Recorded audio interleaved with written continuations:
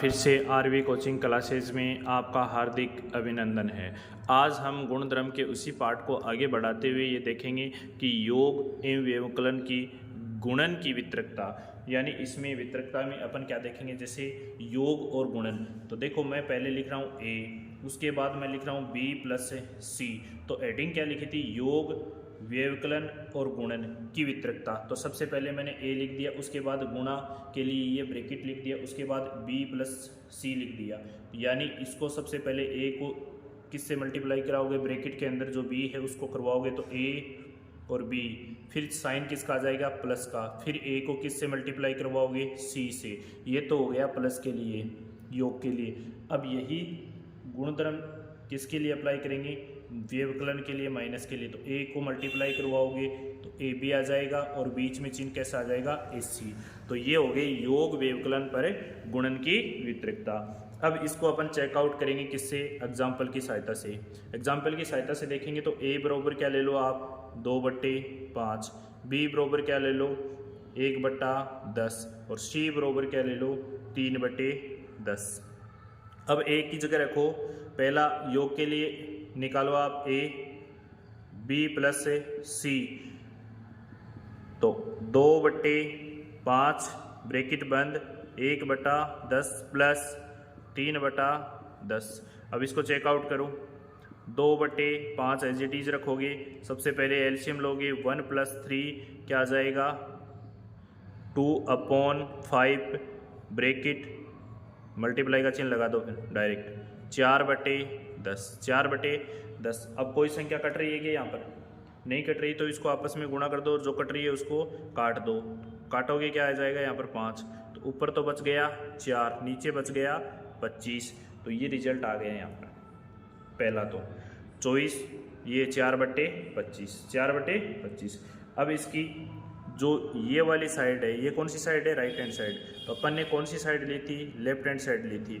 अब इसकी right hand side देखो इक्वल होती है या नहीं होती है, चेकआउट करो। ए की वैल्यू क्या है, ए की वैल्यू है 2/5, बी की वैल्यू क्या है 1/10, प्लस ए की वैल्यू 2/5, सी की वैल्यू क्या है 3/10। इससे ये कटेगा क्या आ जाएगा 5, तो ये आ गया 1/25। इससे ये कटेगा क्या आ जाएगा 5 प्लस 3/25। दोनों का एलसीएम लोगे क्या आएगा 25। 1 + 3 कितने आ गए, 4/25। देखो लेफ्ट हैंड साइड और राइट हैंड साइड इक्वल है ना, तो इसके आधार पे आप कह सकते हो कि योग के लिए गुणन वितरकता का नियम का पालन होता है। इसी प्रकार से आप चेकआउट कर सकते हो ऋणात्मक के लिए, जो यहाँ पर लिखा हुआ ना, इसके लिए भी चेकआउट कर सकते हो। तो कर लेना, कमेंट में ज़रूर बताना कि आपने जो हल किया उसका सॉल्यूशन लेफ्ट हैंड साइड और राइट हैंड साइड इक्वल है या नहीं है। चलो बढ़ते हैं आगे। अब देखिए योज्य तत्समक है, योज्य तत्समक, इसके लिए अपन देखेंगे, यानी जो शून्य होता है ना, मतलब ऐसी कौन सी संख्या है जिसको जोड़ने पर वही संख्या आ जाए। तो इसके लिए अपन देखेंगे योज्य तत्समक। योज्य तत्समक के लिए क्या होगा, जैसे कोई भी प्रमेय संख्या दी गई है, प्रमेय संख्याओं के योग, यदि कोई भी प्रमेय संख्या उसका योग के लिए आप योग के लिए क्या करोगे, योग के लिए शून्यक तत्समक है। अब देखो शून्यक तत्समक है उसको ही अपन योज्य तत्समक बोलते हैं। शून्य एक तत्समक है, कैसे है ये देखना है, तत्समक है। तो देखो जैसे मैंने a + 0 लिया, तो a में यदि 0 को जोड़ूंगा तो क्या आ जाएगा, a ही तो प्राप्त होगा। जैसे 2 + a 0, तो 2 ही तो प्राप्त हुआ। यानी जैसे मैंने जो लिया है उसी को मैंने क्या प्राप्त किया है, प्राप्त किया ना। तो यानी 0 एक क्या है, एक तत्समक है। तो योज्य तत्समक या शून्य तत्समक एक ही बात है। यानी a + 0 = a, यानी ऐसी कौन सी प्रमेय संख्या है जिसको जोड़ने पर, जिस संख्या में जोड़ें तो वही संख्या वापस से प्राप्त कर सकते हो। तो a + 0 = a, यानी 0 या शून्य एक तत्समक है जो प्रमेय संख्या का योग करने पे प्राप्त होती है। उसी प्रकार अपन क्या यहाँ पर चेंज कर देंगे, यहाँ पर क्या लिख देंगे, गुणात्मक। यानी गुणा के लिए। क्या लिख देंगे? गुणा के लिए, गुणात्मक। गुणा के लिए लिखो गुणात्मक। क्या लिख देंगे? गुणात्मक। तो गुणात्मक के लिए अपन क्या कर देंगे, यानी प्रमेय संख्याओं का क्या कर देंगे, ऐसी कौन सी संख्या है जिसे गुणा करने पर वही संख्या प्राप्त हो जाएगी। तो क्या है? एक प्रमेय संख्या है जिसे गुणा करने पे क्या प्राप्त होता है? प्रमेय संख्याओं के लिए क्या है? गुणात्मक तत्समक। ये गुणात्मक तत्समक है, क्योंकि एक को किससे गुणा करोगे? ए से, तो रिजल्ट क्या आएगा? ए। आई बात समझ में? तो ये हो गया गुणात्मक तत्समक। जैसे एक को 2 से गुणा करोगे, क्या आएगा? 2। जो लिया है वही तो आ रहा है।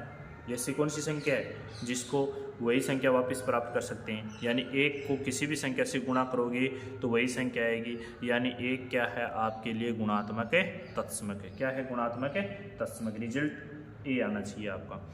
अब देखिए इसके आगे पढ़ते हैं अपन। ऐसी संख्याएं जो दी गई प्रमेय संख्या को जोड़ने या योगात्मक तत्समक प्राप्त हो सकती है। तो आप क्या लिखोगे? ऐसी संख्याएं, ऐसी संख्याएं या संख्या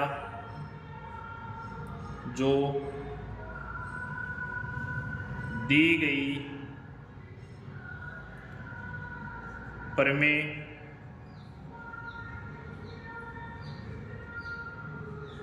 संख्या में जोड़ने पर योगात्मक तत्समक जानते हो ना? योगात्मक तत्समक अभी पीछे पढ़ा ना अपन ने। योगात्मक तत्समक प्राप्त हो जाए वो क्या कहलाता है? योज्य प्रतिलोम। योज्य प्रतिलोम। ठीक है, देखना जैसे ए है, अब इसको जोड़ोगे, किस में जोड़ो कि आपको योज्य प्रतिलोम प्राप्त हो जाए, यानी 0 प्राप्त हो जाए। यानी क्या कर सकते हो? ए है, इसका विपरीत क्या आ जाएगा? साइन लेके, संख्या वही लेंगे लेकिन साइन क्या लेंगे? विपरीत।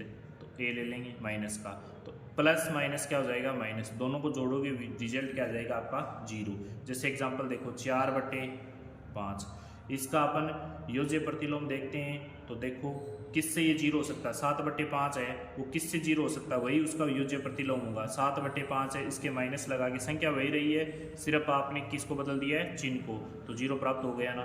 तो ये इसका एग्जाम्पल हो गया, ये हो गया योज्य प्रतिलोम।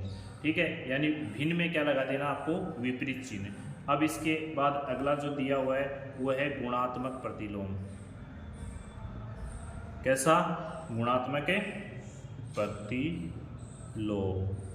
अब देखो गुणात्मक प्रतिलोम, अब अपन देखेंगे गुणा के लिए। ऐसी संख्याएं, ऐसी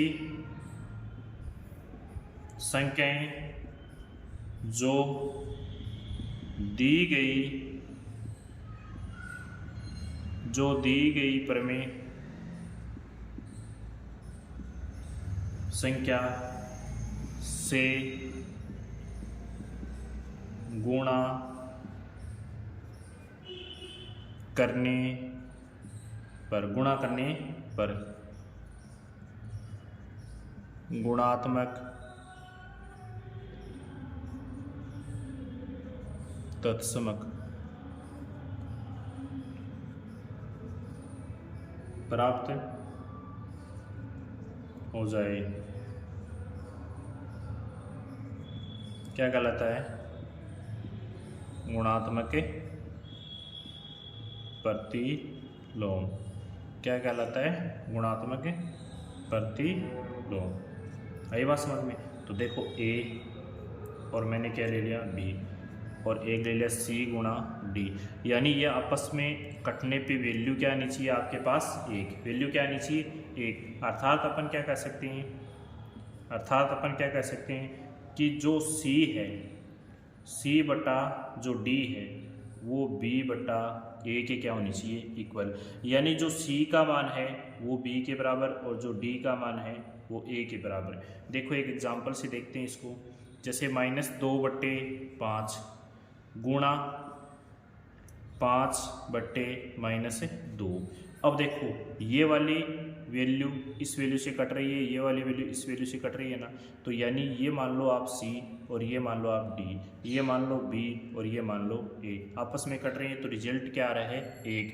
तो ये हो गया आपका गुणात्मक प्रतिलोम, ये हो गया आपका गुणात्मक प्रतिलोम। इसी के साथ दोस्तों ये वीडियो होता है यहीं पर आपका समाप्त। इसको ज़्यादा से ज़्यादा आप शेयर कीजिए क्योंकि आपने सारे गुणधर्म पढ़ लिए। इसी के साथ जय हिंद।